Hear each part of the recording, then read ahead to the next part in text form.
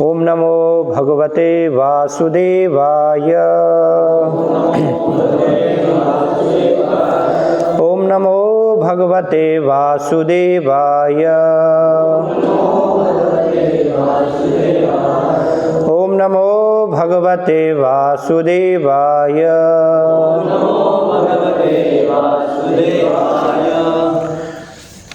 श्रीमद्भागवतम स्कंद 4 अध्याय 4 सती द्वारा शरीर त्याग। श्लोक संख्या 10।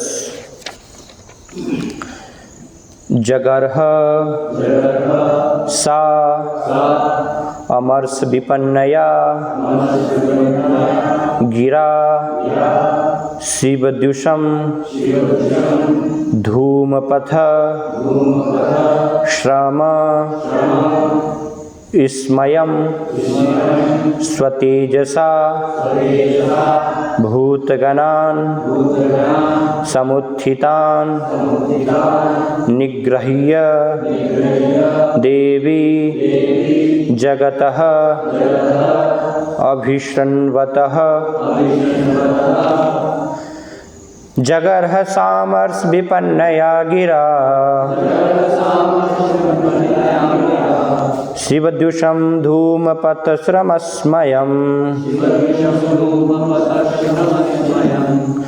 स्वतेजसा भूतगणान् समुत्थितान् निग्रह्य देवी जगतोऽभिशृण्वतः। जगर्ह निंदा करने लगी, सा वह अमर्ष विपन्नया क्रोध के कारण अस्फुट, गिरा वाणी से, शिवद्वशम शिव का शत्रु, धूमपथ यज्ञों में, श्रम कष्टों से, स्मयं अत्यंत गर्वित, स्वतेजसा अपनी आज्ञा से, भूतगणान भूतों के, समुत्थितान सन्नद्ध तत्पर दक्ष को मारने के लिए, निग्रह्य रोका, देवी सती ने, जगतः सबों की उपस्थिति में, अभिशृण्वतः सुना जाकर।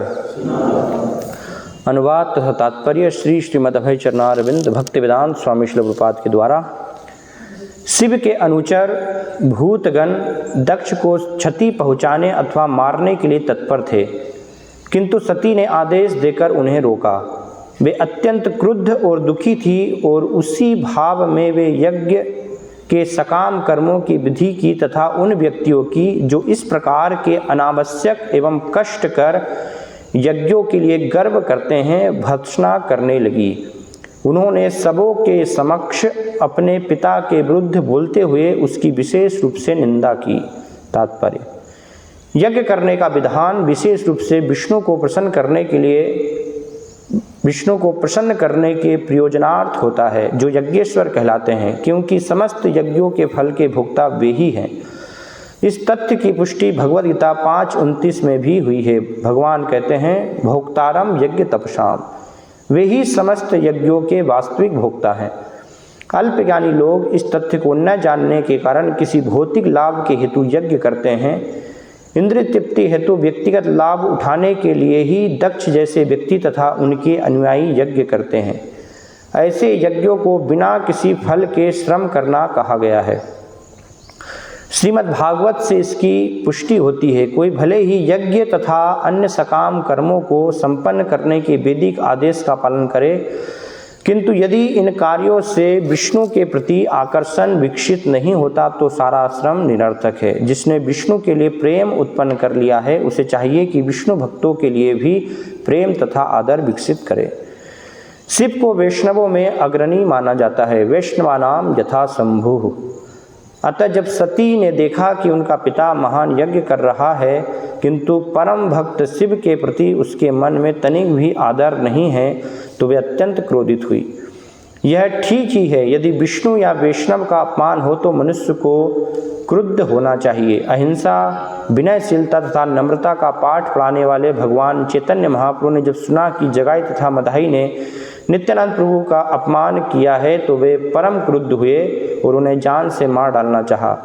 जब विष्णु या वैष्णव का अपमान हो तो मनुष्य को क्रोध होना चाहिए। नरोत्तम दास ठाकुर ने कहा, क्रोध भक्त द्वेषी जने। हम में क्रोध रहता है और यह क्रोध महान गुण बन सकता है यदि उसका उपयोग उस व्यक्ति पर किया जाए जो भगवान या उनके भक्तों का द्वेषी है। यदि कोई विष्णु या वैष्णव पर आक्रमण कर रहा हो तो इसे सहन नहीं करना चाहिए।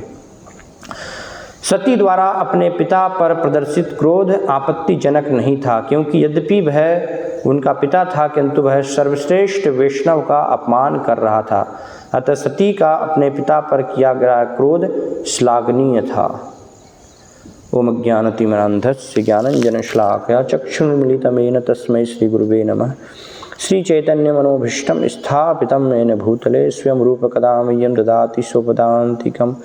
वन्देऽहं श्रीगुरो श्रीयुतपदकमलं श्रीगुरून् वैष्णवांश्च श्रीरूपं साग्रजातं सहगण रघुनाथान्वितं तं सजीवं साद्वैतं सावधूतं परिजनसहितं कृष्णचैतन्यदेवं श्रीराधा कृष्णपादान् सहगण ललिता श्रीविशाखान्वितांश्च। जय श्रीकृष्ण चैतन्य प्रभु नित्यानंद श्री अद्वैत गदाधर श्रीवासादि गौर भक्तवृंद। हरे कृष्णा कृष्ण कृष्ण हरे हरे, हरे राम राम राम हरे हरे। हरे कृष्णा। श्रील प्रभुपाद इस तात्पर्य में 3 विषयों के बारे में बता रहे हैं। सबसे प्रथम, यज्ञ करने का उद्देश्य क्या होता है, किस प्रकार से यज्ञ करना चाहिए। फिर दूसरा जो विषय है श्रील प्रभुपाद उसका वर्णन कर रहे हैं कि क्रोध का उपयोग कहाँ और कैसे करना चाहिए। और तीसरा, अगर कोई वैष्णवों का अपमान करता है, उनकी निंदा करता है, उनके प्रति द्वेष दिखाता है तो उसका क्या परिणाम होता है ना। यह निंदा कब करनी चाहिए और कब हमें नहीं करनी चाहिए। तो इन 3 विषयों के बारे में श्रील प्रभुपाद ये तात्पर्य में वर्णन कर रहे हैं। सबसे पहले प्रभुपाद यहाँ पर बता रहे हैं कि यज्ञ है तो यज्ञ विष्णु के लिए किया जाना चाहिए, है ना। भगवान कृष्ण की प्रसन्नता के लिए यज्ञ किया जाना चाहिए। अगर कोई भगवान की प्रसन्नता के लिए यज्ञ ना करके अपने स्वार्थ के लिए या कुछ संसार में भोग चाहिए, है ना, इंद्रिय तृप्ति, उनके लिए अगर यज्ञ कर रहे हैं तो यहाँ पर बताया गया है वो सारे यज्ञ जो कि कृष्ण की प्रसन्नता के लिए नहीं है वो सब क्या हैं, व्यर्थ हैं, बेकार हैं, है ना। क्योंकि एकमात्र सभी शास्त्रों में बताया गया है यज्ञ भगवान को प्रसन्न करने के लिए ही होना चाहिए, क्योंकि भगवान जो है वो स्वयं क्या है, यज्ञ है ना। भगवान का एक यज्ञ अवतार भी होता है, 33 स्कंद में हमने चर्चा किया था।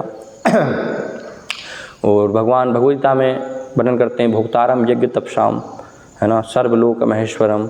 सभी यज्ञों के जो भोक्ता हैं वास्तविक वो भगवान है।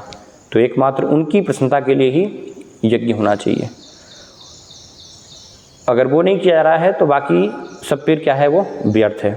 और दूसरा यहाँ पर जो विषय बताया जा रहा है कि क्रोध का उपयोग कैसे और कब करना चाहिए, तो कल भी हमने कुछ जो है चर्चा किया था पूरा विस्तार से कि क्रोध कहाँ और कैसे जो है उपयोग होना चाहिए।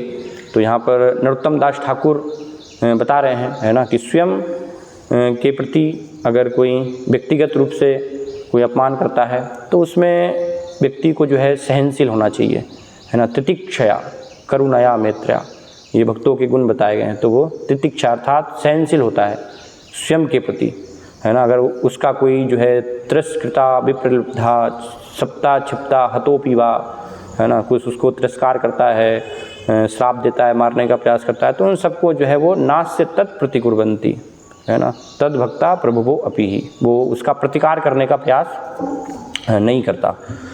लेकिन अगर कोई भक्तों के प्रति या भगवान के प्रति द्वेष दिखा रहा है ना, उनके प्रति क्रोध कर रहा है, तो फिर भक्त क्या करता है, क्रोध करता है ना। ऐसा नहीं कि भक्त जो है बस हमेशा हंसता रहता है ना। एक ये धारणा एक व्याप्त है समाज में कि साधु मतलब क्या है, साधु हमेशा जो है प्रसन्न रहना चाहिए, उसका चेहरा जो है मुस्कुराता रहना चाहिए, है ना, हमेशा जो है हंसते रहे, कभी भी क्रोध नहीं करना चाहिए।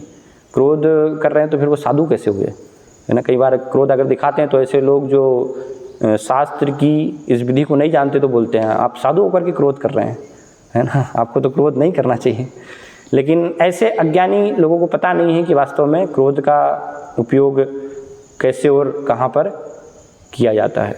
तो यहाँ पर नरोत्तम दास ठाकुर जो है बता रहे हैं, क्रोध भक्त द्वेषी जने, जो भक्तों के द्वेषी हैं तो उन पर क्रोध करना चाहिए ना। स्वयं भगवान शिक्षा दे रहे हैं, चैतन्य महाप्रभु शिलपाद यहाँ पर उदाहरण दे रहे हैं जगाई मधाई का, कि जब चैतन्य महाप्रभु ने आदेश दिया नित्यानंद प्रभु को और हरिदास ठाकुर को कि आप सब जगह जाकर के प्रति घरे घरे गिया करो ए भिक्षा, बोलो कृष्ण भजो कृष्ण करो कृष्ण शिक्षा, है ना। हर घर जाकर के आप सबसे जो है ये भिक्षा मांगो। क्या भिक्षा मांगो, सबको जो है कृष्ण का नाम बुलवाओ, है ना, कृष्ण के बारे में उनको जो है शिक्षा दो। तो इस प्रकार से प्रतिदिन जाते थे, है ना, नित्यानंद प्रभु हरिदास ठाकुर। तो ये जगाई मधाई जो है ना, बहुत ब्राह्मण होकर के पूरा पाप कर्म करने वाले हैं, है ना, सारे अनर्थ उनके अंदर थे। तो इन्होंने जो है नित्यानंद प्रभु पर प्रहार किया, है ना, मारने का प्रयास किया उनको। तो जैसे ही चैतन्य महाप्रभु को पता चला तो तुरंत चैतन्य महाप्रभु कभी भी अपने आप को जो है भगवान प्रदर्शित नहीं करते थे, क्योंकि चैतन्य महाप्रभु क्या है, भक्त के रूप में आए हैं, है ना। भक्त के रूप में उनका जो है अवतार हुआ है भक्ति को सिखाने के लिए, है ना। अपने आचरी प्रभु जीवेर सिखाया, अपने आचरण से चैतन्य महाप्रभु हमें भक्ति की विधि को सिखा रहे हैं। लेकिन इस लीला से हम देखते हैं कि चैतन्य महाप्रभु जो हैं अपने आप को भगवान प्रदर्शित करते हैं, है ना। जब नित्यानंद प्रभु पर प्रहार हुआ तो तुरंत चैतन्य महाप्रभु ने जो अपना चक्र आवाहन कर लिया मारने के लिए, है ना। लेकिन नित्यानंद प्रभु ने प्रार्थना की कि आपका जो अवतार है तो वो मारने के लिए नहीं हुआ है ना। इस अवतार में आप सबको अपनी अहेतु की महावदन्याय कृपा देने के लिए प्रकट हुए हैं। तो वध तो आपने जो है कृष्ण लीला में बहुत सारे लोगों का किया, इस अवतार में आपका किसी को मारने के लिए वध नहीं हुआ ना। आपको उनके अंदर जो सब अनर्थ हैं, काम क्रोध लोभ ईर्ष्या, उनको आपको मारना है ना, भक्ति से कृपा दे करके। तो इस प्रकार से चैतन्य महापुरुष जो है वहाँ पर शांत नहीं रहे, उन्होंने क्रोध किया। तो इसलिए क्रोध ऐसी स्थिति में आवश्यक बताया गया है ना। सती आगे भी वर्णन करेगी, इसी जो है अध्याय में आगे सती बताएगी कि अगर भागवतम में एक बहुत सुंदर श्लोक आता है, निंदाम भगवतः शृण्वन्तस्य परस्य जनस्य वा ततो नापेति यशोपि यात्यधः सुकृता अच्युत, कि अगर कोई जो है कहीं पर किसी स्थान पर भगवान के जो भक्त हैं उनकी निंदा की जा रही है तो उनको अगर श्रवण करते हैं, श्रण्वन्तस्य सुन करके अगर ततो नापेति यशोपि, उस स्थान से तुरंत अगर व्यक्ति चला नहीं जाता है ना, तो क्या हो जाएगा, यात्यधः सुकृता अच्युत, कितने भी उसने अगर पुण्य एकत्रित किए हैं तो वो सारे पुण्य छीन होकर के याति अधः, उसकी जो है अधोगति हो जाएगी, है ना। तो इसलिए सती वर्णन करती हैं आगे कि अगर कोई किसी का वैष्णव का अपमान हो रहा है तो एक ब्राह्मण जो है तो तुरंत ब्राह्मण को क्या करना चाहिए, उनको शास्त्र की वाणी के द्वारा उत्तर देने का प्रयास करना चाहिए, है ना। क्षत्रिय हैं तो क्षत्रिय को जीभा जो है उस व्यक्ति की काट लेनी चाहिए, और ब्राह्मण क्षत्रिय नहीं है, उससे नीचे है तो फिर वो स्थान को त्याग करके वहाँ से चले जाना चाहिए, है ना। तो कैसे व्यवहारिक उपयोग किया जाए, है ना। कई बार असमंजस होता है भक्तों को कि इन सब का व्यवहारिक उपयोग हम कैसे करें, है ना। तो शास्त्र में ये वाणी है, इस प्रकार से वर्णन किया गया है कि ऐसी ऐसी स्थिति उत्पन्न हो रही है तो इस प्रकार से हमें व्यवहार करना चाहिए। लेकिन व्यवहारिक जो है इस कलयुग में उपयोग अलग है, क्योंकि कलयुग में कोई जो है ब्राह्मण नहीं है, क्षत्रिय नहीं है, सब क्या है, कलो शूद्र संभव है। कलयुग में हम सब शूद्र हैं, तो किसी की जो है जीवा हम नहीं काट सकते, है ना। कोई सोचे कि नहीं मैं जीवा जो है काट लूँगा तो फिर क्या होगा, पुलिस पकड़ के ले जाएगी आपको, है ना। तो सरकार जो है राज्य है, वहाँ पर शास्त्र के अनुसार राजधर्म, एक राजा जो है वर्तमान में अभी शासन नहीं कर रहा है, तो इसलिए व्यवहारिक स्थिति में ये विधि जो है लागू नहीं होगी कि हम जो है किसी की जीवा काट लें। आत्महत्या करने की विधि लागू नहीं होगी क्योंकि निंदा तो लोग करते ही रहते हैं, तो फिर बस कुछ हुआ तो आपने आत्महत्या कर ली, है ना। तो नकल नहीं कर सकते हम कि सती ने जो है अपने आप को जो है स्वाहा वहाँ पर कर लिया, है ना, दाह कर लिया। तो ऐसे जो है वो भी हमारे अंदर हिम्मत नहीं है, मृत्यु का भय है ना हम सबको है ना, कौन आत्महत्या करेगा, मरने जाएगा। तो इसलिए प्रभुपाद ने वो भी उसको भी प्रोत्साहित नहीं किया कि कोई जो है आत्महत्या इस प्रकार से करे। तो उपाय क्या बचता है कि या तो अगर हम उनको, वो व्यक्ति समझने के लिए, सुनने के लिए तैयार है तो फिर उनको शास्त्र की वाणी के अनुसार बतला सकते, नहीं तो तुरंत हमें क्या है उस स्थान को छोड़ करके चले जाना चाहिए और हरे कृष्ण महामंत्र जप करना चाहिए, पछतावा करना चाहिए कि मैंने जो है ये श्रवण किया, है ना, मुझे इस प्रकार से निंदा सुननी पड़ी, तो हरे कृष्ण महामंत्र से अपना शुद्धिकरण करने का हमें क्या करना चाहिए, प्रयास करना चाहिए, है ना। क्योंकि कई बार हम देखते हैं सब संबंधीगण होते हैं, जैसे यहाँ पर भी क्या निंदा कौन कर रहे हैं, संबंधी निंदा कर रहे हैं ना। कई बार भक्त जो है भक्ति में आता है तो फिर माता पिता ही निंदा करना चालू कर देते हैं, तो भक्त सोचेगा मैंने तो सुना है, आप बिल्कुल आपने बोला कैसे, जीभ काट लूँगा आपकी अब तो माता पिता की क्या जीभ काट लेंगे है ना, भाई बंधु हैं, क्योंकि वो एक प्रेम बस बोल रहे हैं ना, उनको जो है अपने पुत्र के प्रति प्रेम है कि मेरा पुत्र भाई जो है इतने समय रहा और अब भक्ति में अचानक से छोड़ करके चला गया तो प्रेम बस जो है उनका हृदय का जो है वो जैसे क्रोध के कारण यहाँ पर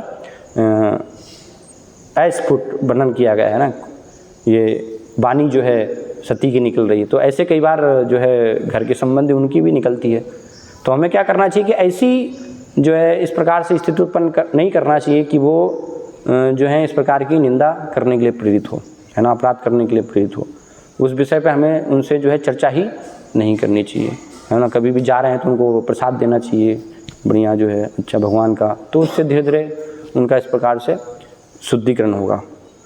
तो इस प्रकार से व्यवहारिक जीवन में हमें ऐसे जो हैं उपयोग क्रोध का करना चाहिए। क्रोध भक्त द्वेषी जन है ना, जो द्वेषी जन हैं उनके ऊपर हमें क्रोध जो है दिखाना चाहिए वाणी के माध्यम से, है ना। वाणी के माध्यम से जो है शास्त्र के माध्यम से जो है क्रोध करना चाहिए, साधु गुरु शास्त्र के अनुसार, है ना, इस प्रकार से होना चाहिए। और उसके अलावा और कोई जो है विधि नहीं है। तो ये जो क्रोध है, काम है, या और जितने भी जो हैं अवगुण हैं बाकी के, है ना, इस भौतिक जगत में हम देखते हैं काम, क्रोध, लोभ, मोह, है ना, आसक्ति होती है संसार के विषयों के प्रति अत्यधिक। तो इन सब की जो जड़ है, जो मूल है यहाँ पर बताई जा रही है, वो मूल क्या है, बहुत महत्वपूर्ण जो है शब्द आ रहा है, जगर है ना। जगर अर्थात निंदा करना। तो यहाँ पर सती जैसे जो है निंदा कर रही है ना। तो ये ईर्ष्या जो है वास्तव में 6 अवगुण में जो ईर्ष्या का जो अवगुण है, तो उसके कारण क्या करता है व्यक्ति, किसी न किसी की निंदा करता है ना। दूसरे का हम अपान या निंदा करने का प्रयास करते, उसका मूल कारण जो है वो है ईर्ष्या। जैसे दक्ष को भी वास्तव में ईर्ष्या थी, है ना। शिवद्वेषम दूसरा यहाँ पर जो शब्द आ रहा है कि द्वेषी, एक प्रकार से उनसे जो है द्वेष था, शिव जी के प्रति द्वेष। तो ईर्ष्या जो है उसका मूल कारण है। और इस भौतिक जगत में हम सबके अंदर जो ईर्ष्या है, तो उसका मूल कारण क्या है वास्तव में, भगवान के प्रति ईर्ष्या, है ना। क्योंकि भगवान से हमें जो है द्वेष है, तो उस कारण से इस भौतिक जगत में भी हम एक दूसरे के प्रति ईर्ष्या को प्रदर्शित करते हैं। अगर भगवान के प्रति प्रेम होगा तो फिर इस भौतिक जगत में भी हम सबके प्रति प्रेम प्रदर्शित करेंगे, किसी के प्रति हमारी जो है ईर्ष्या की भावना नहीं होगी। लेकिन चूंकि मूल जो है भगवान से ही हमने जो है द्वेष किया। इसलिए भगवान को यहाँ पर क्या वर्णन किया जा रहा है, भोक्तारम यज्ञ तपसाम। बहुत महत्वपूर्ण शब्द है समझने के लिए, है ना। तो जो ईर्ष्या जिसके अंदर है, जिसके कारण हमारा पतन हुआ है, तो वहाँ पर भावना क्या है कि भगवान कैसे एकमात्र भोक्ता हो सकते हैं, है ना। उस भोग करने की इच्छा के कारण तो वहाँ पर वो ईर्ष्या भाव फिर प्रकट होता है ना, कि क्यों भगवान ही भोगता है, भगवान क्यों भोग कर रहे हैं, है ना। बहुत सारे लोग जो है बोलते भी हैं ना, कृष्ण जो है 16,108 उनकी तो रानियाँ थी, है ना। 16,000 गोपियों के साथ जो है वो नृत्य कर रहे हैं, नाच रहे हैं। तो ये सब क्या दिखा रहा है, ये ईर्ष्या जो है भाव वहाँ पर दिखा रहा है ना उसको, कि मेरे पास तो एक भी नहीं है, कृष्ण के पास 16,000 है ना। मैं किसी के साथ भी नाच रहा हूँ और ये जो है 16,000 गोपियों के साथ नाच रहे हैं। तो ये क्या है कि ईर्ष्या है, वो क्यों भोग कर रहे हैं, भगवान क्यों भोग कर रहे हैं, मैं क्यों नहीं भोग कर पा रहा हूँ, है ना। तो ईर्ष्या भाव को जो है इस प्रकार से प्रदर्शित।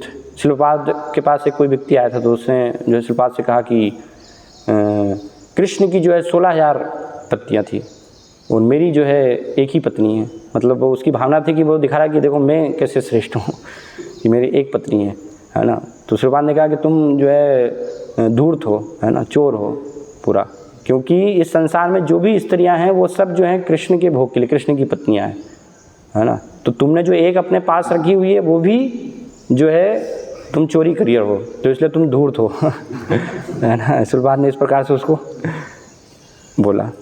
तो इस भगवान से जो द्वेष के, ईर्ष्या, वो भोग करने की इच्छा हमारे अंदर है, तो इसलिए फिर क्या होता है, द्वेष करते हैं, भगवान से द्वेष होता है हमें, है ना।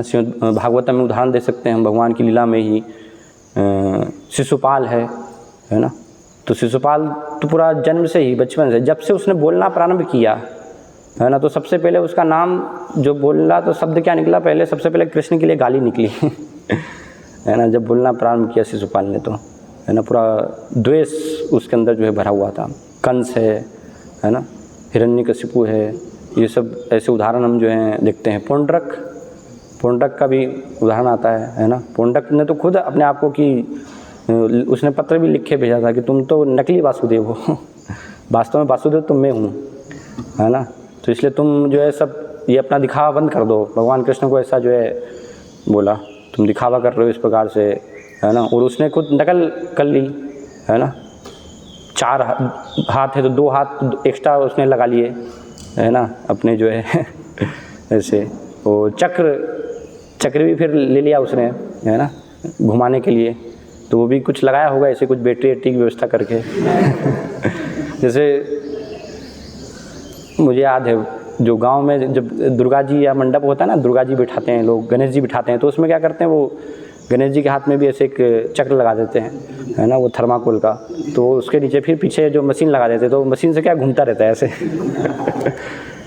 तो ऐसे पुंडरक ने जो है आर्टिफिशियल 2 हाथ और ये सब व्यवस्था उसने जो है कर ली थी, है ना। और भगवान के जैसे पार्षद हैं तो उसके भी ऐसे पार्षद बना लिए थे, द्विविध वानर हैं, है ना, और भी सब जो हैं बताए गए हैं। तो इस प्रकार से, लेकिन जब युद्ध हुआ भगवान के साथ, है ना, तो पुंडरक को पहले जो है भगवान ने अवसर दिया कि तुम जो है चलाओ अपना सुदर्शन चक्र। तो उसने चलाया, तो वो बीच में फिर भगवान तक पहुँचे ही नहीं। वो भगवान ने जब छोड़ा तो फिर उसका जो है पुंडरक का वध हो गया इस प्रकार से।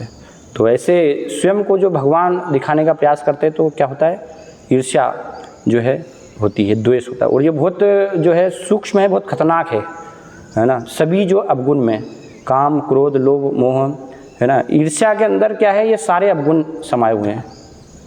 जैसे अलग अलग तत्व हैं, आकाश है, तो आकाश में क्या गुण है, शब्द का गुण है। फिर आकाश के बाद वायु है, तो वायु में शब्द और स्पर्श, ये 2 गुण होते हैं। फिर उसके बाद अग्नि है, तो अग्नि में रूप, और रूप के साथ फिर शब्द, स्पर्श, वो भी है। फिर उसके पश्चात जल, तो जल में 3 गुण पहले के, और स्वाद, उसके साथ फिर स्वाद भी आता है, 4 गुण आ जाते हैं। और पृथ्वी में गंध भी आ जाती है। तो ऐसे 5 गुण पृथ्वी में प्रकट हो जाते हैं। या आध्यात्मिक जगत में हम देखें, अलग अलग रस का वर्णन किया गया है ना। शांत रस, दास रस, सख रस, वात्सल रस, माधुर रस बताए गए हैं। तो सबसे पहले जो है वो प्रारंभ शांत रस है। फिर शांत रस के बाद दास रस में जो भक्त सेवा करते हैं तो उसमें शांत रस भी अपने आप सम्मिलित है ना। उसके पश्चात जो सख्य रस में सेवा कर रहे हैं, तो सख्य रस में उसमें शांत है, दास्य है, वो भी सम्मिलित है। माधुर्य, उसके पश्चात जो है वात्सल्य है, तो वात्सल्य में ये तीनों जो हैं वो भी सम्मिलित। और माधुर्य में ये चारों जो हैं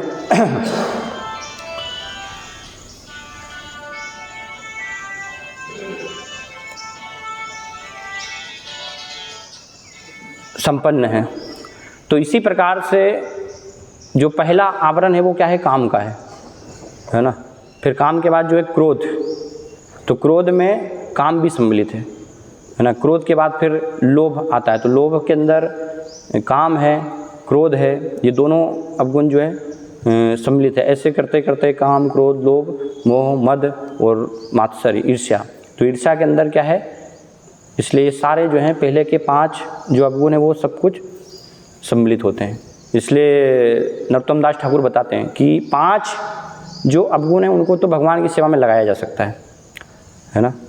काम को हम जो है भगवान की सेवा में लगा सकते हैं, भगवान कृष्ण भावना भावित संतान उत्पन्न करके, इस प्रकार से जो है काम को लगाया जा सकता है। क्रोध को, जैसे यहाँ पर वर्णन आ रहा है ना, उस प्रकार से हम क्रोध को जो है भगवान की सेवा में लगा सकते हैं। लोभ है, लोभ साधु संगे हरि कथा, तो उसमें हम लगा सकते हैं, भक्तों के संग में जो है हरि कथा श्रवण करने में, उसके लिए लोभ होना चाहिए हमें, है ना। कई बार जो है वो लोभ होता नहीं, लोभ धीरे धीरे जो है वो ख़त्म होता जाता है ना। हम देखते हैं कि भागवतम क्लास तो अभी तो ठीक है 8:15 पे चालू होगी, अभी तो क्या राधा माधव गाएंगे, फिर जो है श्लोक उच्चारण होगा, उसके बाद तात्पर्य और सब अनुवाद पढ़ेंगे, फिर जब चालू होगी तो तब तक 8:15 तक फिर पहुंच जाएंगे तो ये क्या है, ये लोलुपता नहीं है ना। लोल्यम एक जो है बहुत शिव जी का जो है उदाहरण आता है ना, बहुत प्रिय जो है मुझे ये कथा लगती है इसलिए बार बार इसका मैं वर्णन भी करता हूँ कि जब मायापुर में नवद्वीप धाम में एक बार जो है सूत गोस्वामी गौर कथा वहाँ पर वर्णन कर रहे थे, तो गौर कथा में बस प्रारंभ जो है कथा होने ही वाली थी। तो ऐसा नहीं कि शिव जी ने भगवान के बारे में श्रवण नहीं किया है पहले, शिव जी तो खुद जो है सबसे बड़े वक्ता हैं, वो खुद जो है पार्वती जी को निरंतर भगवान की महिमाओं का ही गुणगान बस बताते रहते, करते रहते हैं, है ना। और बहुत सारे सब ऋषि मुनि शिव जी से ही सुनते हैं। तो जब देखा कि ये चैतन्य महाप्रभु गौर कथा जो है हो रही है, तो तुरंत उन्होंने प्रस्थान, लेकिन देखा कि समय तो होने ही वाला है अब, तो अगर नंदी वाहन पे जाएंगे तो बहुत समय हो जाएगा, तब तक तो सारी कथा समाप्त हो जाएगी।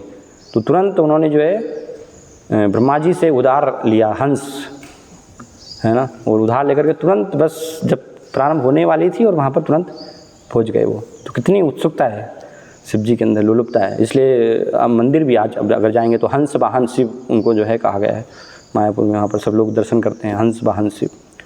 तो इस प्रकार से उत्सुकता जो है हमारी होनी चाहिए, साधु संगे हरि कथा, उसको श्रवण करने के लिए उत्सुकता होनी चाहिए। तो इसको लगाया जा सकता है ना। काम है, क्रोध है, लोभ है, मद है ना, मोह है, इनको भी भगवान की सेवा में लगाया, लेकिन ईर्ष्या को भगवान की सेवा में नहीं लगाया जा सकता, है ना, ये बताया गया है। तो ये क्योंकि सारे उसके अंदर अवगुण हैं, है ना, पूर्व के ये सारे अवगुण ईर्ष्या के अंदर हैं, इसलिए बहुत सूक्ष्म जो है ईर्ष्या को बताया गया है ना। तो वो ईर्ष्या ये भोग की इच्छा के कारण, है ना, जो चूँकि कृष्ण से हमें जो है ईर्ष्या है, तो इस जगत में भी क्या है, फिर वो एक दूसरे के प्रति हम ईर्ष्या को प्रदर्शित करते हैं, है ना।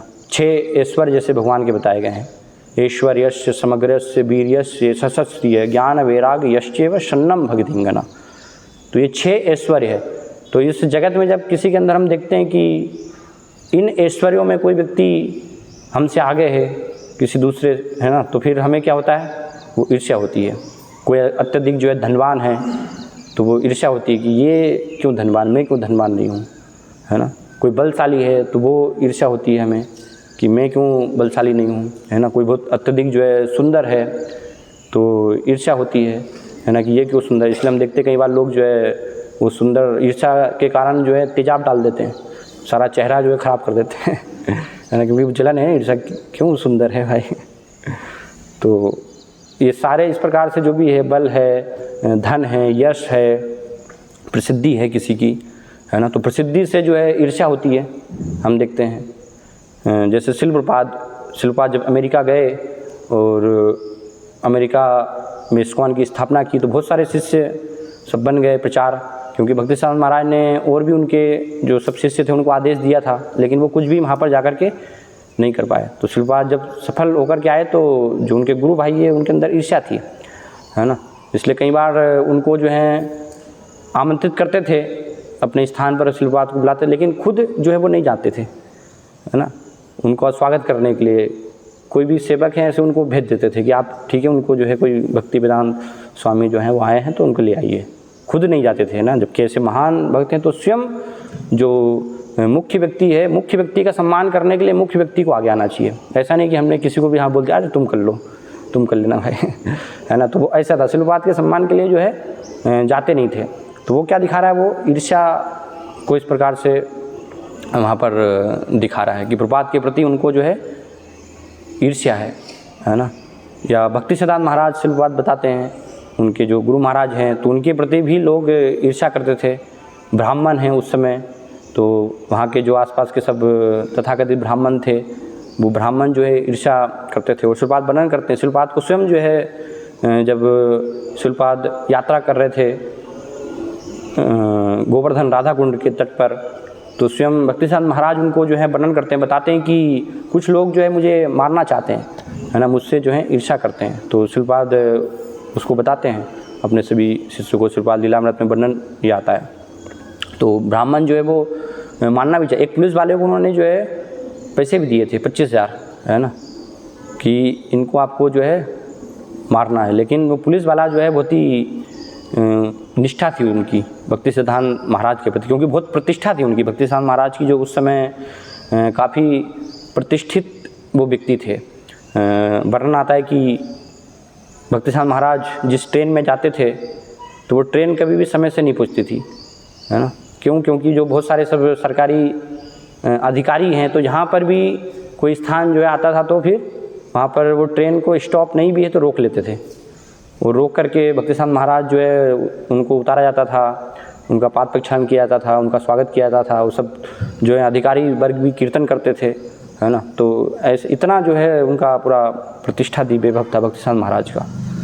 तो लेकिन कुछ आसपास के वो सब ब्राह्मण जो हैं वो सब दोषी थे, क्योंकि भक्तिसिद्धांत महाराज ने शास्त्र के आधार पर जो है एक ब्राह्मण और वैष्णव जो वार्तालाप हुआ था, है ना, तो उसमें उनको हराया था। उनको पूरा शास्त्र से अलग अलग कोट करके कि कैसे वैष्णव जो हैं वो वास्तव में सर्वश्रेष्ठ है, ब्राह्मणों से भी श्रेष्ठ है ना। अगर वैष्णव निम्न कुल में भी है, चंडाल के कुल में भी हैं, वो अगर कृष्ण भक्त है तो वो ब्राह्मण से श्रेष्ठ हो। ब्राह्मण जो है वो अगर भक्ति नहीं कर रहे हैं, है ना, तो उनका फिर ब्राह्मण होना बेकार, वो चंडाल से भी फिर गए बीते हैं, निम्न हैं। तो इस प्रकार से भक्तिसिद्धांत महाराज ने ब्राह्मण और वैष्णव वार्ता में उनको हराया, तो बहुत द्वेषी वो सब हो गए थे, क्रोधी हो गए थे। तो इस प्रकार से उन्होंने मारने का प्रयास किया भक्तिसिद्धांत महाराज को, है ना। या रामानुजाचार्य के बारे में बनना था, उनके जीवन में भी हम देखते हैं, रामानुजाचार्य के जीवन में, है ना, एक कृमिकंठ नाम का जो राजा था तो उसने मारने का प्रयास किया रामानुजाचार्य को, क्योंकि इतना प्रभाव था पूरा रामानुजाचार्य का उस समय जो है श्रीरंगम और आसपास के पूरे क्षेत्र में। और स्वयं मंदिर का एक जो पुजारी था, है ना, तो उसने मारने का प्रयास किया, उनको घर पे अपने आमंत्रित किया और जहर, पत्नी को बोला कि इनके जो भोजन में जो है जहर मिला देना, है ना। लेकिन उनकी जो पत्नी है वो उनका दर्शन करके बहुत ही प्रभावित हो गई, तो उन्होंने उनको जा कर के बता दिया कि जो है इसमें जहर है तो ये आप इसको ग्रहण मत कीजिए। तो इस प्रकार से वहाँ पर वो बच गए। फिर एक बार जब रंगनाथ स्वामी के दर्शन करने के लिए जा रहे थे तो चरणामृत में जो है जहर मिला दिया, है ना। पुजारी ऐसे कार्य भी कर सकते हैं कोई कल्पना कर सकता है क्या कि भगवान के चरणामृत में जहर हो सकता है लेकिन ये उदाहरण है ना। रामानुजाचार्य जब गए लेने के लिए, क्योंकि पता है कि चरणामृत तो लेंगे ही, है ना, चरणामृत का तो त्याग किया नहीं जा सकता किसी भी स्थिति में, क्योंकि वो अपमान है। अगर चरणामृत को हम नहीं ले रहे हैं भगवान के मंदिर में तो फिर वो भगवान के प्रति अपराध है। तो इसलिए चरणामृत में जो है विष मिला दिया, लेकिन रामानुजाचार्य ने पिया और उनको कुछ भी नहीं, कीर्तन करने लगे। वो तो पूरा उनके अंदर रोमांच और सारे इस प्रकार से ये लक्षण प्रदर्शित हो गए। जब लक्षणों को देखे और इस प्रकार से प्रभाव देखा तो फिर उस जो व्यक्ति जिसने कि जहर जो है मिलाया था पुजारी ने, पंडे ने, तो वो भी फिर उनके प्रति समर्पित हो गया, शरणागत हो गया, है ना। तो इस प्रकार से बहुत सारी ऐसी जो है रामानुजाचार्य के जीवन में भी हम घटनाएं देखते हैं कि उनके प्रतिष्ठा को देख करके, है ना, लोग जो हैं द्वेषी हुए। तो इस प्रकार से ये 6 ईश्वर में से कोई ना कोई ईश्वर किसी के अंदर भी है तो क्या है, इस जगत में हम देखते हैं लोगों को द्वेष होता है ना। और वो भक्तों के समाज में भी जो है हो सकता है ना। बाहरी समाज में तो है ही, ऐसा नहीं कि भक्तों के समाज में नहीं होता है। वो स्थिति के अनुसार, समय के अनुसार प्रदर्शित होता है ना। मान लीजिए किसी दूसरे भक्त की प्रशंसा की जा रही है ना, किसी दूसरे एक व्यक्ति की नहीं की जा रही है, तो वो अगर द्वेष है तो वो उदास हो जाएगा कि मेरी प्रशंसा क्यों नहीं की जा रही है ना। कोई भक्त ने बहुत अच्छा प्रवचन दिया तो सब लोग बोलेंगे कितना अच्छा प्रवचन दिया, है ना। लेकिन द्वेष किसी व्यक्ति को तो वो क्या बोलेगा, अरे कोई बड़ी बात नहीं, इन्होंने क्या है जो है एक आर्टिकल था उसमें से तैयारी करके और सब बस उसको बोल दिया है, तो ये कोई बड़ी बात नहीं है कोई अच्छा प्रवचन देना, है ना। तो इसका मतलब क्या है कि वो कहीं ना कहीं द्वेष है वहाँ पर, तो इसलिए बोल रहे हैं क्योंकि वो प्रशंसा जो है सुनी नहीं जा रही है कि भाई लोग जो है इनकी प्रशंसा क्यों कर रहे हैं, है ना, मेरी जो है क्यों नहीं हो रही है ना। तो इस प्रकार से भी स्थिति हो सकती है ना। और दक्ष की स्थिति भी यही है। दक्ष भी शिव जी के पूरा सम्मान को देख करके कि मेरा सम्मान क्यों नहीं हो रहा है और इनका जो है सम्मान किया जा रहा है, क्योंकि शिव जी तो महान है ना। वैष्णवा नाम यथा शंभु, उनके समान जो है कोई भी नहीं है, बहुत महान उनका जो है वैभव है, प्रतिष्ठा है। तो इसलिए उसको वो सहन नहीं हुआ, तो इसलिए फिर निंदा की, है ना, वहाँ पर। और सती जो है हम देख रहे हैं कि सती भी क्या है यहाँ पर जो है निंदा कर रही है। तो सती जो निंदा कर रही है वो वास्तविक निंदा है ना। वो जो दक्ष ने निंदा की वो क्या है, उसकी ईर्ष्या के कारण थी निंदा।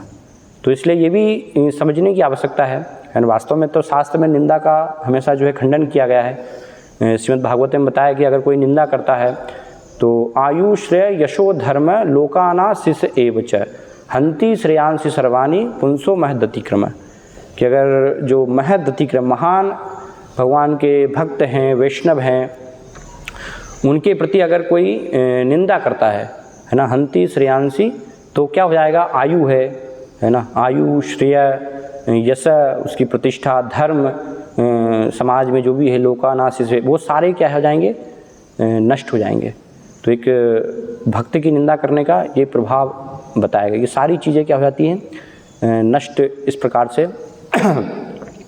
हो जाती हैं। तो इसलिए सामान्य बताया सिद्धांत कि किसी भी स्थिति में निंदा नहीं होनी चाहिए, है ना। अगर कोई निंदा कर रहा है तो ईर्ष्या द्वेष के कारण, तो वो भगवान की भक्ति को कभी प्राप्त नहीं कर पाएगा, संभव ही नहीं। कितनी ही चाहे वो फिर भक्ति कर ले, चाहे कितने भी कार्य कर ले धर्म के, है ना, वो कुछ भी नहीं। एक भक्त के प्रति भी, अगर एक वैष्णव के प्रति भी उसके अंदर ईर्ष्या है, द्वेष है, निंदा की भावना है, तो वो भगवत धाम कभी भी नहीं पहुंच पाएगा, है ना। भगवान को कभी वो प्रसन्न नहीं करेगा, क्योंकि भगवान को उनके भक्त जो हैं बहुत ही प्रिय हैं। इसलिए बताया गया ना, यस्य प्रसादात भगवत प्रसादो यस्या प्रसादान न गति कुतोपि। भगवान के भक्तों की प्रसन्नता से जो है भगवान प्रसन्न होंगे, और भगवान के भक्त अगर अप्रसन्न हो जाते हैं तो फिर भगवान भी उनको भी प्रसन्न नहीं किया जा सकता। तो बहुत सारे भागवतम में हम उदाहरण हैं, है ना। चेतन चेतामृत में, चेतन महाप्रभु की लीला में हम जो है उदाहरण ऐसे देख सकते हैं कि अगर जानबूझकर तो कोई अपराध कर रहा है तो उसके तो ये सारे नष्ट हो ही जाते हैं, सब कुछ अच्छे गुण जितने भी उसने एकत्रित किए हैं सारे सद्गुणों का नाश हो जाता है। लेकिन अनजाने में भी अपराध हो सकता है ना। तो उसका परिणाम भी जो है भक्ति के विपरीत बताएगा, कोई अनजाने में भी इस प्रकार से कर रहा है ना। जैसे चेतन महाप्रभु शिक्षा स्वयं हमें बताते हैं, सची माता का उदाहरण आता है ना। सची माता तो ऐसा नहीं कि जानबूझ करके उन्होंने अद्वैताचार्य के प्रति अपराध किया था, कोई उनके अंदर वो भावना थी इस प्रकार से, है ना। लेकिन जब पुत्र उनका जो है इस प्रकार से संन्यास ले लिया तो उनके अंदर ये भावना है कि अद्वैताचार्य के पास जो सुनने के लिए जाते थे, है ना, तो कहीं ना कहीं वो उनसे सुनने के माध्यम से इस प्रकार से भक्त बन गए। तो चेतन महाप्रभु जब सबको कृपा दे रहे थे तो उन्होंने कहा कि सची माता जो है उनको कृपा ये प्राप्त नहीं होगी मेरी, क्योंकि उन्होंने अद्वैताचार्य के प्रति अपराध किया। जब उनको क्षमा प्रार्थना मिलेगी तभी उससे जो है पूरे उनसे मुक्ति हो पाएगी, है ना। तो ऐसा नहीं कि सच्ची माता जो है कोई अपराध कर सकती हैं, लेकिन भगवान अपने पार्षदों के माध्यम से ही जो है शिक्षा हमें प्रदान करते हैं कि अगर अनजाने में भी कुछ हो जाए तो उसका भी कितना प्रभाव आता है ना। या रूप गोस्वामी का उदाहरण आता है कि एक बार जब रूप गोस्वामी वृंदावन में थे तो भगवान की लीला का एक जो है उनको स्मरण हो रहा था, ध्यान जो है कर रहे थे कि राधा रानी हैं, उनकी जो है सखियां हैं, तो राधा रानी जो है श्रृंगार कर रही हैं, है ना, अपने आप को जो है दर्पण के सामने रख करके और सजा रही हैं। तो भगवान जो है जब वो श्रृंगार करे तो उस समय भगवान वहाँ पर आ जाते हैं पीछे। तो सभी जो बाकी की गोपियाँ हैं तो वो हंस देती हैं, है ना, लेकिन भगवान उनको जो है चुप करा देते हैं कि शांत जो है रहो। तो वो देखना चाहते थे, तो भगवान जो है देखते हैं राधा रानी श्रृंगार कर रही हैं, लेकिन राधा रानी जो है दर्पण में पीछे देख लेती हैं, उनको दर्पण में दिख जाता है कि कोई व्यक्ति जो है पीछे आए हैं। तो जब पीछे से मुड़ करके देखती हैं तो देखती हैं कि ये तो कृष्ण है, तो वो शर्मा जाती हैं तो अपने दोनों हाथों से पूरा चेहरा जो है ढक लेती हैं। तो सभी गोपियाँ जो हैं और भगवान भी इस प्रकार से हंसने लग जाते हैं। तो उस लीला को देख करके रूप गोस्वामी भी प्रसन्न हो रहे, हंस रहे रूप गोस्वामी भी। लेकिन उसी समय क्या हुआ, वहाँ से एक जिनकी शारीरिक स्थिति उतनी अच्छी नहीं थी, थोड़े लंगड़े या ऐसे व्यक्ति वहाँ से जा रहे थे, तो वो भी वैष्णव थे, है ना, भक्त थे भगवान के।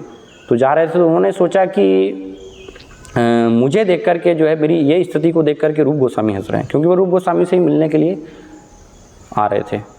तो उन्होंने विचार किया कि सब लोग जो है बाहर के वो तो हंसते हैं, वो तो कोई बड़ी बात नहीं है, लेकिन रूप गोस्वामी जैसे महाभागवत भगवान के भक्त, तो ये भी मुझे देख करके जो है हंस रहे हैं, तो ये तो अच्छी बात नहीं है ना। तो इसलिए वो भी मिलने नहीं गए, वो सीधे सनातन गोस्वामी के पास चले गए। वो सनातन गोस्वामी को ये स्थिति बताई कि रूप गोस्वामी को तो वे बहुत महान सोचता था, लेकिन मुझे देख करके वो तो शारीरिक स्थिति पर देख करके जो है हंस रहे हैं। तो सनातन गोस्वामी बताते हैं कि ऐसा संभव नहीं है कि रूप गोस्वामी जो है आपको देख करके हंसे। तो क्या स्थिति है, क्या घटना है, वो मैं आपको जो है बताता हूँ। तुरंत सनातन गोस्वामी ने भी ध्यान लगाया और वो सारी घटना जो है उनको भी स्मरण होने लगी। तो वो देख रहे, जब वही सेम लीला जो है सनातन गोस्वामी के इसमें भी चल रही है जो रूप गोस्वामी ने देखा, तो सनातन गोस्वामी भी देख करके हंस रहे उसको है ना, इस प्रकार से। तो जो व्यक्ति थे वो सोचे सनातन गोस्वामी भी हंसने लगे मुझे देख करके लेकिन सनातन गोस्वामी ने बताया कि देखिए स्थिति वास्तविक क्या है ना। तो जब उन्होंने ये घटना उनको सुनाई जो वैष्णव थे, तो वो भी प्रसन्न हो गए, वो भी हंसने लगे, क्योंकि इस प्रकार की घटना थी, है ना। तो उनको थोड़ा पछतावा हुआ कि मेरे अंदर ये भावना ऐसे रूप गोस्वामी के प्रति जो है आई।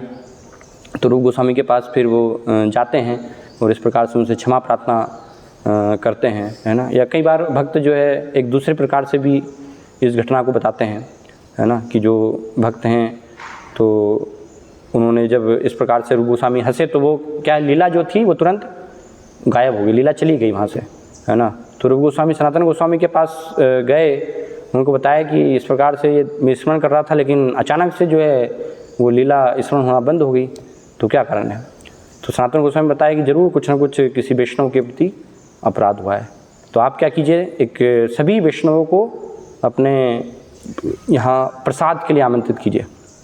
तो जिनके प्रति भी अपराध अगर हुआ है, जिन्होंने अपराध लिया है, तो वो व्यक्ति जो है नहीं आएंगे, है ना। वो रूप गोस्वामी ने ऐसे ही किया, सबको जो है बुलाया प्रसाद के लिए। तो जो ये व्यक्ति थे लंगड़े, वो नहीं आए वहाँ पर।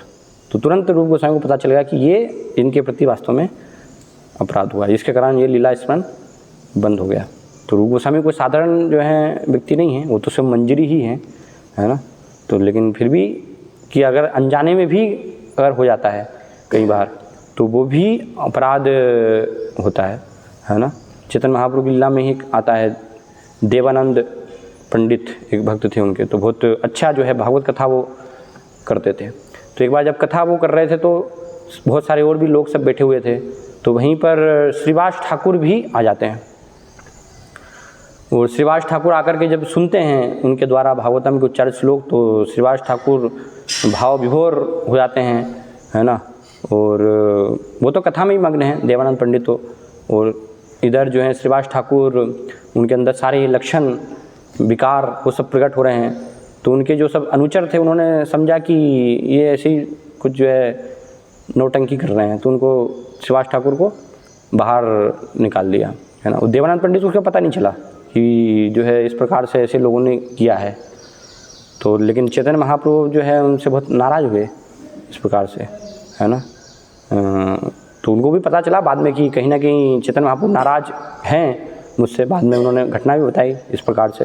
तो फिर वैष्णवों की सेवा करने से, कृपा करने से वो उनका अनजाने में किया हुआ अपराध भी सुभाष ठाकुर के प्रति पूरा हो जाता है ना। तो इस प्रकार से हम देखते हैं बहुत सारी जो है ऐसे सब व्याख्यान हैं कि अगर अनजाने में भी हो रहा है तो वो भी हमारी जो भक्ति है तो उसमें रुकावट डालता है। और अगर कोई जानबूझ करके कर रहा है ना, ईर्ष्या द्वेष से कोई व्यक्ति कर रहा है निंदा, तो उसका तो बहुत फिर जो है परिणाम बताया गया कि शास्त्रों में, है ना। जैसे रामचंद्र पुरी, है ना, भक्त है लेकिन तथाकथित भक्त है चैतन्य महाप्रभु लीला में, है ना। तो यहाँ भी बस दोष, उसका गुण क्या है, बस दोष देखना भक्तों के अंदर, है ना। गुण कभी उसको जो है दिखाई नहीं देते हैं। जैसे शास्त्रों में क्या है, दो प्रकार की मक्खियाँ होती है ना। एक मक्खी क्या होती है जो मल पर बैठती है, और एक दूसरे प्रकार की मक्खी होती है जो फूलों पर, है ना, मधु पर बैठती है। तो कुछ लोग ऐसे होते हैं कि मल पर बैठने वाले, सिर्फ जो है बस अच्छे गुण होंगे तो भी उनको बस बुराई ही, दोष ही दिखाई देंगे, है ना। वही बस देखेंगे, वो दोष को ही अपने अंदर जो है उनके अंदर, वो स्वयं के अंदर नहीं दिखाई देंगे दोष, है ना। वास्तव होना चाहिए कि स्वयं के अंदर जो है दिखाई देना चाहिए, लेकिन दूसरे के अंदर वो देखने का, और अच्छे गुण दिखाई नहीं देते। तो रामचंद्र पुरी जो है इस प्रकार से थे, थोड़ा सा भी कुछ उन्होंने देखा बस वहाँ पर फिर दोष निकालना चालू कर देते थे। स्वयं चैतन्य महाप्रभु भगवान में ही दोष जो है निकाल दिया उन्होंने वहाँ पर, है ना। जब देखा कि चैतन्य महाप्रभु जहाँ रह रहे गंभीरा, तो वहाँ से चींटी रूम से निकल रही है ना, तो तुरंत बस निंदा करना चालू कर दिया कि सन्यासी होकर के और इतना स्वीट अंदर रखते हैं घर में, है ना। क्योंकि चींटी यहाँ पर भी है तो कुछ ना कुछ वहाँ पर स्वीट तो होगी ही, है ना, अनुमान लगाया ऐसे। तो ये निंदा जो है उन्होंने चालू कर दी। और वास्तव में चैतन्य महाप्रभु अपने भक्तों की प्रसन्नता के लिए जो है एक राघवेर झोली का वर्णन आता है ना। तो जब राघव पंडित हर साल जगन्नाथ रथ यात्रा आते थे तो बहुत सारे जो है वो प्रसाद बना करके लेकर के आते थे झोलियों में। तो वो सब चैतन्य महाप्रभु रखते थे झोलियाँ राघव पंडित की, है ना। और वो साल भर फिर थोड़ा थोड़ा उसमें से ग्रहण करते थे। लेकिन जो रामचंद्र पुरी तो उसने गलत समझ करके और निंदा की इस प्रकार से। तो निंदा का परिणाम फिर हम देखते हैं, है ना। उसको भक्ति की जो है इस प्रकार से प्राप्ति नहीं हुई, स्वयं गुरु का उसने जो है अपमान किया इस प्रकार से। तो ऐसे शास्त्रों में जो है उदाहरण देख सकते हैं, है ना। निंदा करने के कितना जो है दुष्परिणाम बताएगा वास्तव में। और वो भक्त महान भागवत के प्रति अगर हो जाए, है ना, वैष्णव के प्रति, तो उस व्यक्ति को तो फिर भगवान कभी भी क्षमा नहीं कर सकते, है ना। श्रीपाद एक 90वें स्कंद के तात्पर्य में वर्णन करते हैं। यहाँ पर ये श्लोक आता है दुर्वासा मुनि और महाराज अम्बरीश के उपाख्यान में, साधवो हृदय मह्यम साधुनाम हृदयम त्वम मदन्यत ते न जानन्ति नाहम तेभ्यो मनागपि। फिर आगे भगवान कहते हैं अहम भक्त पराधीनो नहीं स्वतंत्र इव द्विज भक्तर भक्त जनत प्रिय है ना। कि भक्त जो है मुझे कितने प्रिय हैं। तो वहाँ पर श्रीपाद तात्पर्य में लिखते हैं कि जो भगवान के भक्त हैं, है ना, तो वो क्या है, भगवान का जो है हृदय है वास्तव में। भक्त जो है वो हृदय में रहते हैं। तो भक्तों के प्रति द्वेष दिखाना, उनकी निंदा करना, वो क्या है, श्रीपाद लिखते हैं तात्पर्य में कि भगवान के हृदय को कष्ट पहुँचाना है ना। कितनी बड़ी बात जो है श्रीपाद लिख रहे हैं। भक्तों को अगर कोई कष्ट पहुँचा रहा है, उनके प्रति द्वेष दिखा रहा, तो भगवान को सीधे हम वास्तव में उनके हृदय को कष्ट दे रहे हैं। भगवान को उससे जो है कष्ट हो रहा है। तो ऐसे व्यक्ति को फिर भगवान क्षमा नहीं कर सकते। ये सर्वश्रेष्ठ उपाख्यान उदाहरण है। सबसे बड़ा अगर निंदा का कोई उदाहरण है तो वो शास्त्रों में हम देख सकते हैं। दुर्वासा मुनि और ये बहुत बड़े योगी थे, है ना, तपस्वी थे, सब कुछ हैं, लेकिन ईर्ष्यावश, अहंकारवश उन्होंने जो है एक छोटी सी गलती के लिए इतना बड़ा दंड देना चाहा अम्बरीश महाराज को, है ना। सिर्फ जल पी लिया तो उसके लिए क्या कोई दंड देता है क्या इतनी बड़ी। थोड़ा बहुत जो है ऐसे सदाचार सिखा देते, उनको बता देते कि इतना तुमको शिष्टाचार नहीं है कि अतिथि का स्वागत किए बिना पहले तुमने जो है ग्रहण कर लिया, है ना, तो ठीक है, अगले बार से मत करना। और बैठ करके बढ़िया प्रसाद लेना था उनको साथ में लेकिन नहीं, तुरंत बस बाल निकाल करके और मारने के लिए उत्पन्न कर दिया, छोटी सी गलती है ना। तो भगवान तो अपने भक्तों की रक्षा करते हैं। भगवान भगवद्गीता में कहते हैं, है ना, क्षिप्रम भवति धर्मात्मा शाश्वत क्षिति निगच्छति, है ना, कुंते प्रतिजानी ही न मे भक्त प्रणश्यति। तो मेरा भक्त का कभी जो है विनाश नहीं होता है, भक्त की रक्षा के लिए। और वास्तव में अम्बरीश महाराज की रक्षा के लिए तो उनसे प्रसन्न होकर के भगवान ने उनके राज्य में सुदर्शन चक्र को पहले से ही स्थापित किया हुआ था। तो इसलिए वो सुदर्शन चक्र तो वहाँ पर रक्षा के लिए हर समय 24 घंटे उपस्थित थे ही, है ना। तो कितना उसका फिर हम देखते हैं ये पूरा परिणाम, है ना। तो इस प्रकार से भक्तों के प्रति अगर हो रहा है तो वो क्या है, पूरा भगवान के हृदय को हम कष्ट पहुँचा रहे हैं। इसलिए नरोत्तम दास ठाकुर बताते ना, बिना भक्तों की सेवा के चांदेर चरण से भी भक्त सनिवास, जन्मे जन्मे होए ये विलास। वो विलासा करनी चाहिए, है ना, भक्तों की सेवा के बिना। फिर बात बार बार जो है उल्लेख करते थे, छाड़िया वैष्णव सेवा निस्तार पायछा केवा।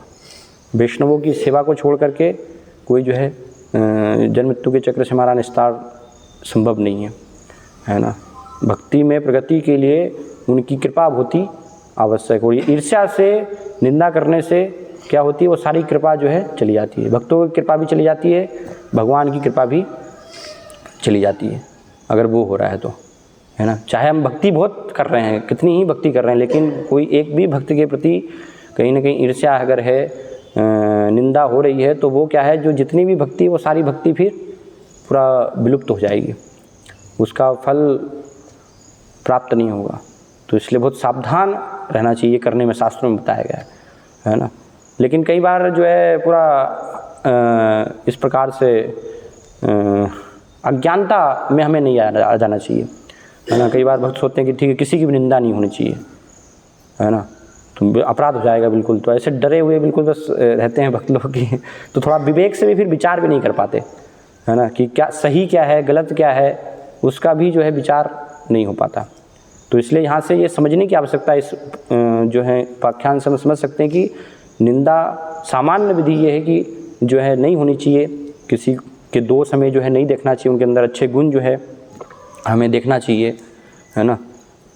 लेकिन जहाँ पर आवश्यक है वहाँ पर निंदा भी होनी चाहिए। तो इसको भी जानना बहुत आवश्यक है कि निंदा जो है कब हमें नहीं करनी है और कब वास्तव में निंदा जो है होनी चाहिए। अगर निंदा वो हो रही है तो वो फिर वो गलत नहीं, उसको निंदा नहीं कहा जाएगा। तो अगर कोई ईर्ष्या के कारण, अहंकार के कारण, अपनी ईर्ष्या से अगर किसी की जो है निंदा कर रहे हैं, किसी के दोष देख रहे हैं, तो वो हमारी भक्ति में रुकावट डालेगा, है ना। वो ईर्ष्या बस नहीं होना चाहिए, लेकिन कोई कल्याण के लिए, समाज के कल्याण के लिए अगर निंदा कर रहा है तो वो फिर निंदा नहीं है ना। वो बताना आवश्यक है कि सही क्या है, गलत क्या है ना। हम किसी को जो है भक्ति का ज्ञान दे रहे हैं तो भक्ति क्या नहीं है वो भी बताना आवश्यक है। प्रकाश के बारे में बता रहे हैं तो अंधकार पहले क्या है, हमें अंधकार भी बताना होगा, है ना। सही चीज़ के साथ जो है लोगों को गलत का भी ज्ञान होना चाहिए, तो उसकी जानकारी जो है देना आवश्यक है, तो वो फिर वो गलत नहीं है ना। तो इस बात बताते, चोर को चोर कहना जो है वो गलत नहीं है, ढोंगी को हम ढोंगी कह रहे हैं तो वो गलत थोड़ी ना है। तो कई बार लेकिन भक्त सोचते हैं कि नहीं, ये भी नहीं होना चाहिए, कुछ भी बस बिल्कुल करो ही मत आप, तो जो है ना, थोड़ा सा भी बस कुछ तो जो है अपराध हो जाएगा। नहीं, आवश्यक है ये, नहीं तो लोग जानेंगे कैसे वास्तव में। अगर और शिल्पवाद हम देख रहे हैं, स्वयं कृष्ण ये कर रहे हैं, है ना। भगवान कृष्ण भगवद गीता में देवी देवताओं की निंदा कर रहे हैं, कामस्तस्ते हित ज्ञाना प्रपद्यन्ते अन्य देवता, है ना, कि कम बुद्धि वाले लोग जो है जाते हैं। तो ऐसे लोगों को लगेगा कि आप निंदा कर रहे हैं। कई बार लोग बोलते भी हैं, है ना, देवी देवताओं की आप निंदा करते रहते हैं, शिव जी की निंदा करते रहते हैं, इतने महान वैष्णव की, आपकी भी स्थिति भी दक्ष जैसी होगी, है ना। कृष्ण को बस आप भगवान बताते रहते हैं, है ना, और शिव जी उनको सब बताते हैं कि वो सब उनके सेवक है। क्यों? कृष्ण ही एकमात्र जो है बस भगवान है। शिव जी भी भगवान है, शिव जी वास्तव में परम है ना। तो जब इस प्रकार से शास्त्र के आधार पर उनको बताया जाता है तो फिर वो आसक्ति, मिथ्या आसक्ति के कारण वो सोचते हैं कि ये निंदा कर रहे हैं, है ना। तो ऐसे उल्हाना फिर देते हैं देवी देवताओं के प्रति, है ना। या कई बार ढोंगियों का हम पर्दाफाश करते हैं तो लोग सोचते हैं कि देखो आप, अपनी भक्ति का प्रचार करना चाहिए आपको, तो है ना, दूसरे क्या कर रहे हैं उनसे क्या मतलब है, आप जो है उनके बारे में क्यों बोल रहे हैं। लेकिन बोलना आवश्यक है, लोगों को पता कैसे चलेगा, लोगों को बताना आवश्यक है कि साईं बाबा की पूजा जो मूर्खता है है ना, क्यों आप जो है फकीर की ढाई एक ढोंगी की जो है पूजा कर रहे हैं। तो वो बोलना पड़ेगा कि ये सब जो है आसाराम है, ओशो है, ये सब ढोंगी हैं, है ना, जग्गी वासुदेव है, कितने सारे जो हैं सब सारे ढोंगी हैं ये सब, है ना। तो बताएंगे नहीं तो लोग जागरूक कैसे होंगे फिर। वैसे जो है क्योंकि स्वयं वो भगवान मान रहे हैं अपने आप को, है ना, कृष्ण बनने का स्वयं जो है प्रयास कर रहे हैं, किसी को भी ये नहीं सिखा रहे हैं कि आप जो है कृष्ण का सेवक हैं। तो इसलिए वो निंदा नहीं है फिर, अगर उसके बारे में हम जो है ऐसे बता रहे हैं तो वो क्या है, वो फिर निंदा नहीं है ना। या भक्तों के समाज में भी हो सकता है, भक्तों के समाज में ही अगर कोई सिद्धांत के विरुद्ध कार्य कर रहा है ना, तो उनको भी बताना आवश्यक है। सिद्धांत के विरुद्ध अगर कोई कार्य कर रहा है, कोई बाहर का मान लीजिए खा रहा है ना, जो कि प्रसाद नहीं है, भगवान को भोग लगाया वो नहीं है, बाहर के सब जो है पिज़्ज़ा, पास्ता, चॉकलेट, तो उनको बताना पड़ेगा फिर कि पिज़्ज़ा पास्ता नरक के रास्ते हैं, है ना। तो ये सारी चीज़ें आवश्यक, क्योंकि चेतन महाप्रभु ने बताया विषयी अन्न खाए ले मलिन होए मन, है ना, मलिन मन होए नहीं केल हेल कृष्ण स्मरण। उसमें फिर कभी भी भगवान का स्मरण नहीं हो सकता है। इसलिए शुरुआत बार बार जो है जोड़ देते हैं कृष्ण प्रसाद, एक भक्त को, एक वैष्णव को केवल जो है भगवान को अर्पित किया हुआ प्रसाद ही लेना चाहिए, है ना। अपने मन से हमें जो है देश काल नियम नहीं बना लेना चाहिए कि ये तो कैसे संभव है, हम तो जॉब करते हैं तो ये सब वो स्थिति है ना। तो फिर वो सारे नियम बन जाते हैं। नहीं, गलत है तो उसको गलत बोलना पड़ेगा।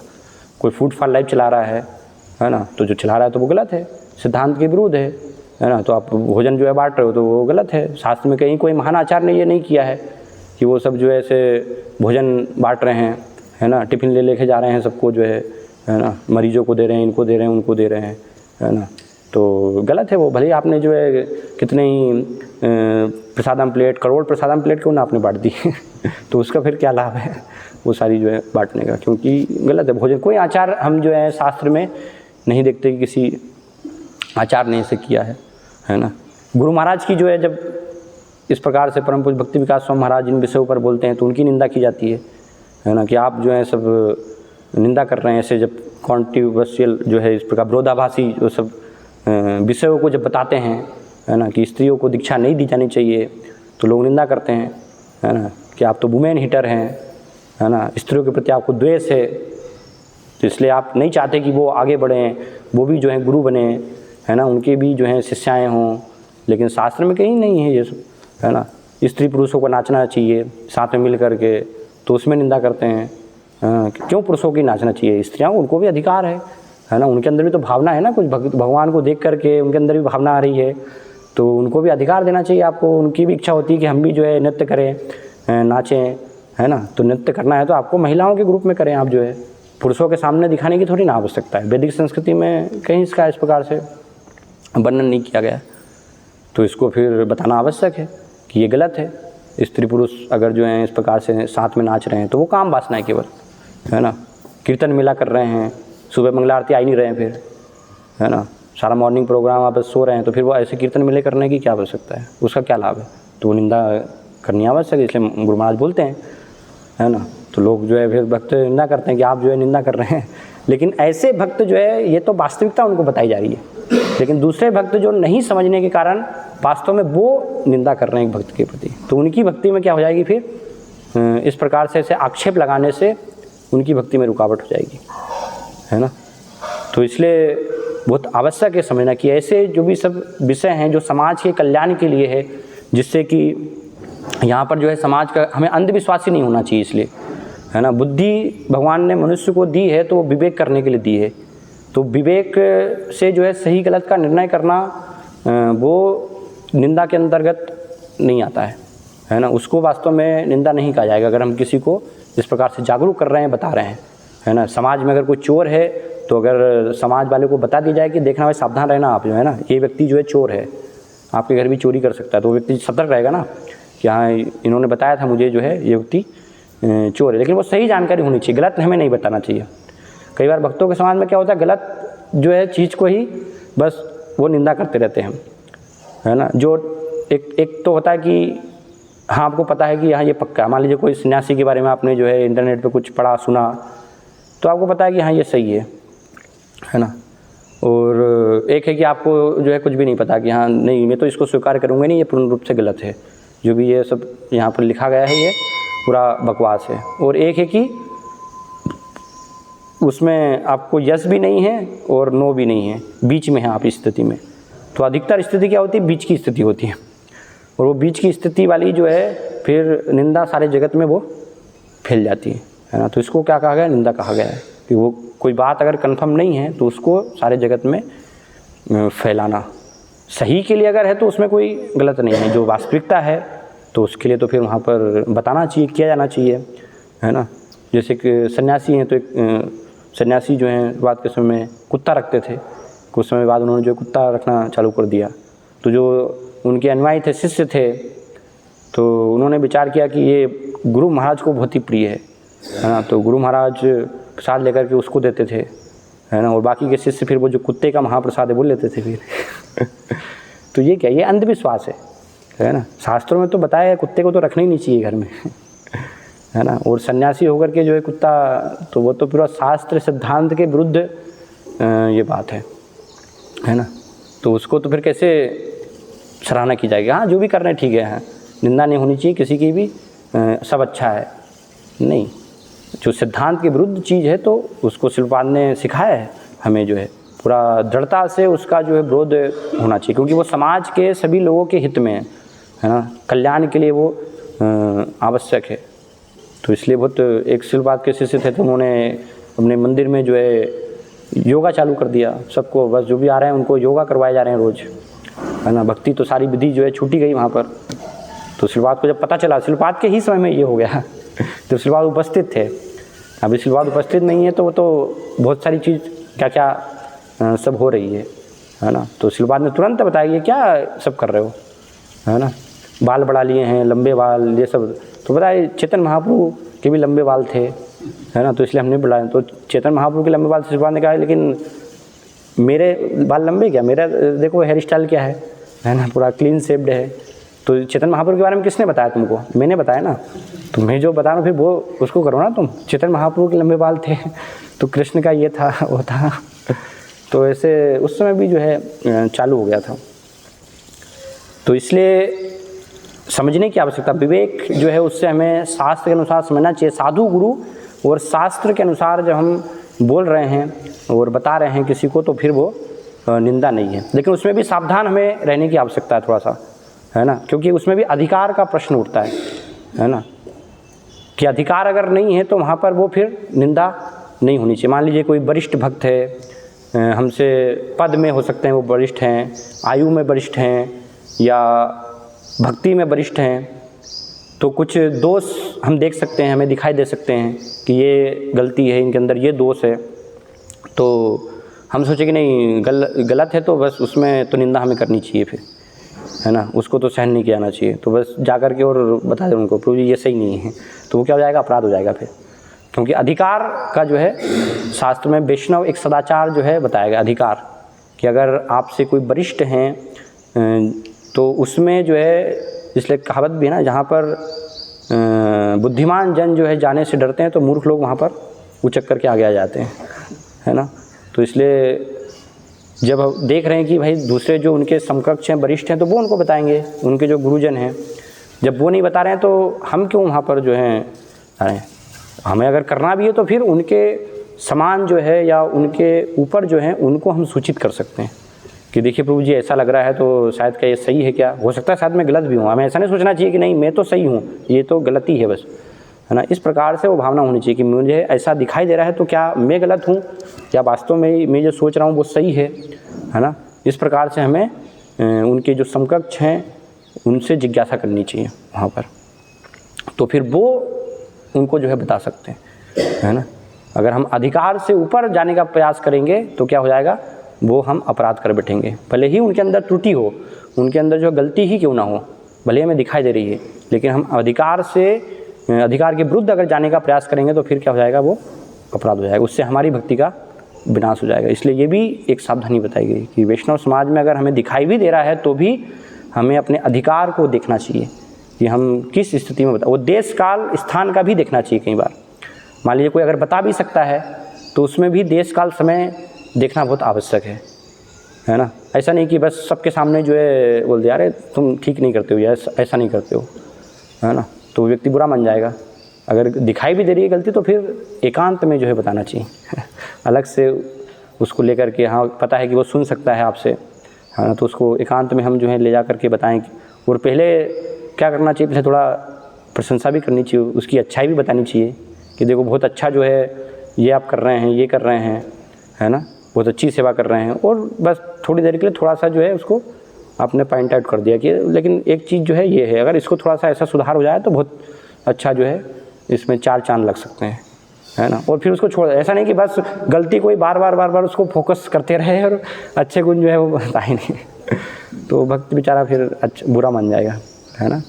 तो ये भी कि किस स्थान में कहाँ पर हमें कैसे दोष दिखाना है वो भी बहुत आवश्यक है। तो अधिकार देखना चाहिए, स्थान ये सब देखना चाहिए, है ना।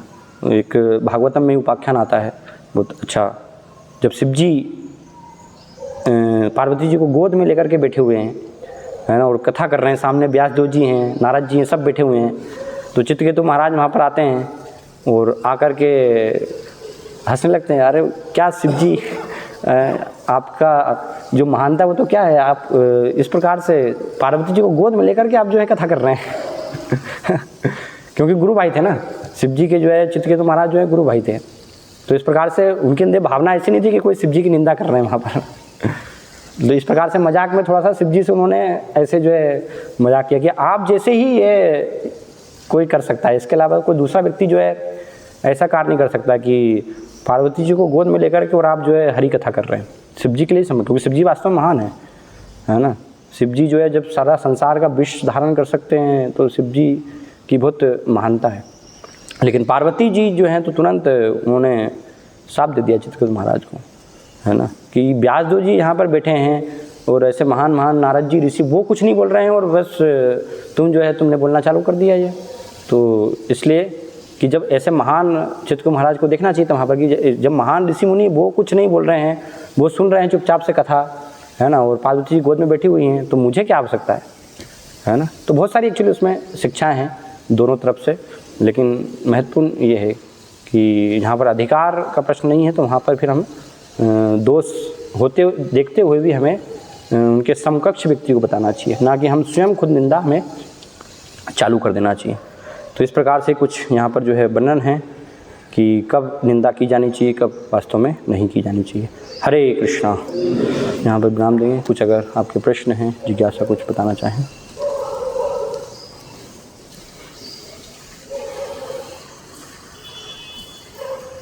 ठीक है। श्रील प्रभुपाद की जय, श्रीमद् भागवतम की जय।